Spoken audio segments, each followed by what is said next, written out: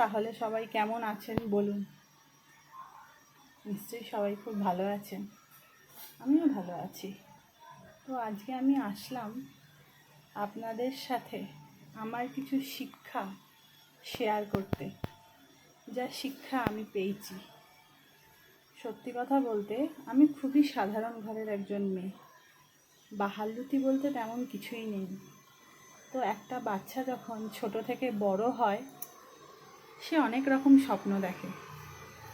আমাকে বাবা মা এটা কিনে দেবে, আমাকে এখানে ঘুরতে নিয়ে যাবে, আমি ওখানে যাব, আমি এটা করব। তো ছোটবেলা থেকেই এই ব্যাপারগুলো আমার কাছে খুবই বিশাল বড় ব্যাপার হয়ে দাঁড়ায়নি। কেন দাঁড়ায়নি? একদম যখন একটা বাচ্চা বুঝতে শেখে বা আমি যখন বুঝতে শিখি, আমার বাবা বা আমার পিসি, আমি যখনই ছুটি পেতাম আমার সেজো পিসির বাড়িতে থাকতে যেতাম। তো বাবা বা পিসি সবসময় একটাই শিক্ষা দিত, তুমি কখনোই তোমার ইচ্ছাটা অন্যকে দিয়ে পূরণ করাতে পারো না। তোমার ইচ্ছাটা সেটা তোমাকে যদি কেউ ভালোবেসে তোমার ইচ্ছাটা শুনে সেটা সে করে দেয়, তাহলে সেটা খুব আনন্দের।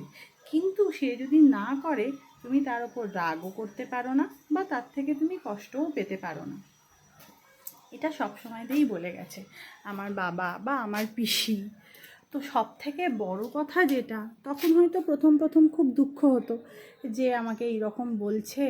আমার সব বন্ধুরা কি সুন্দর তারা তাদের বাবা মাতে বলে যে এটা দাও ওটা দাও, ওখানে যাব সেখানে যাব, সব তারা করে দেয়। কিন্তু আমার পক্ষে সেটা কখনো, আমার ক্ষেত্রে সেটা কখনো হতো না।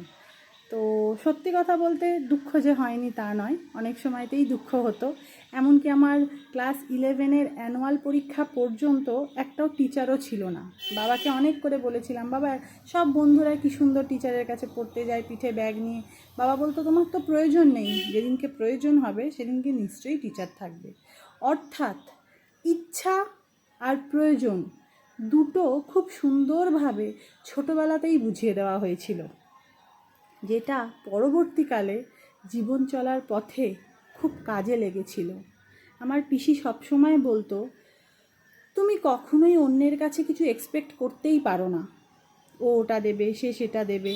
কারণ যখনই তুমি এক্সপেকটেশন রাখবে তখনই তুমি দুঃখ পাবে। যেখানে এক্সপেকটেশন নেই সেখানে দুঃখও নেই।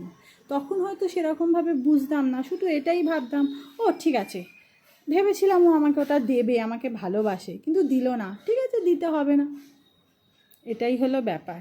তো সেটাই বলছি, ছোটোবেলা থেকে মানে ক্লাস 4 থেকে আমি ইনকাম করা শুরু করি। তখন ক্লাস 4-এ পড়ি। আমরা যে জায়গায় থাকতাম, অর্থাৎ বাপের বাড়িটা যে জায়গায়, তো তার পাশেই ছিল মুসলিম পাড়া আমরা বলি। তো সেখানে চুমকির কাজ হতো।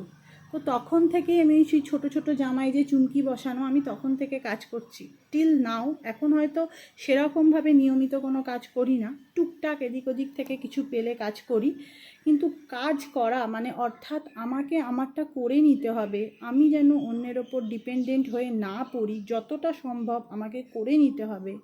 জীবনে যেটা করতে হবে সেটা করতেই হবে, তাতে যত কষ্টই হোক, লোকে যত বাজে কথাই বলুক না কেন, তোমাকে দূরে সরিয়ে দিক, কিন্তু লক্ষ্য যেন স্থির থাকে।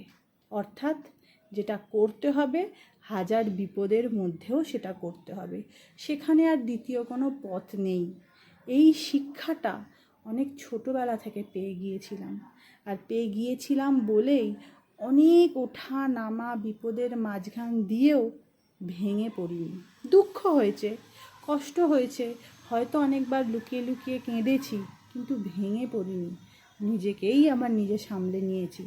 আমাকে তুলে ধরার জন্য কারোর প্রয়োজন হয়নি কাউকে পাশে, আমি একার বন্ধু। তো কিছু শিক্ষা আমি আপনাদের সাথে শেয়ার করলাম। পরবর্তীকালে আরও অনেক শিক্ষা আমার আছে, জীবনের প্রচুর অভিজ্ঞতা আছে, যেটা আমি আপনাদের সাথে শেয়ার করব। কারণ যেহেতু আপনারা আমার এক্সটেন্ডেড ফ্যামিলির মেম্বার, আপনারা লাইক করছেন, কমেন্ট করছেন, আপনাদেরও জানার অধিকার আছে যে আমি মেয়েটা কেমন, আসলে আমি কোন পরিবার থেকে উঠে এসেছি, বা কেমন ধরনের লোকালিটিতে আমি থাকি, বা কী শিক্ষা দীক্ষা আমার। ঠিক আছে? তো সেই জন্যেই কথাগুলো শেয়ার করলাম। তো ছাড়ছি, সবাই খুব ভালো থাকবেন।